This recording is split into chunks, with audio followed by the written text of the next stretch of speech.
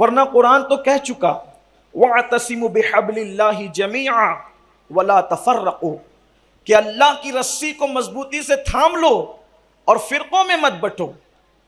جب پوچھا گیا کہ اللہ کی رسی کیا ہے، تو چونکہ قرآن کی ایک ایک آیت کی 70 ہزار تفاسیر ہے، تو جب پوچھا گیا کہ اللہ کی رسی کیا ہے، تو ایک قول ہے اللہ کی رسی قرآن مقدس ہے۔ اسی لیے فرمایا گیا یہ قرآن ایک ایسی رسی ہے جس کا ایک سرا اللہ کے ہاتھ میں، اور اگر تم پکڑ لو گے تو دوسرا سرا تمہارے ہاتھ میں ہو۔ پھر پوچھا گیا کہ اللہ کی رسی کیا ہے، تو ایک تفسیر میں آتا ہے کہ رسول اللہ حبل اللہ ہے، اللہ کی رسی۔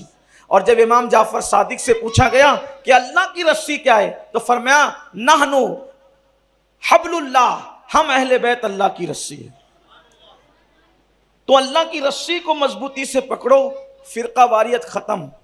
لوگ کہتے ہیں قرآن کا دامن پکڑو، قرآن کا دامن صرف تلاوت کے لیے مت پکڑو، قرآن کا دامن اس کو سمجھنے کے لیے بھی پکڑو۔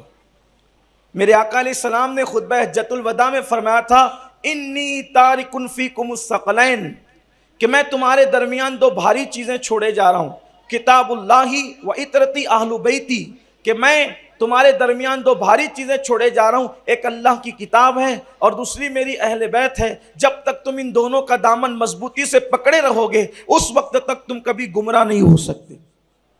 آئیے قرآن مقدس کے قریب آئیے، صاحب قرآن کے قریب آئیے، حضور کی اہل بیت کے قریب آئیے، آپ گمراہی سے محفوظ رہیں گے۔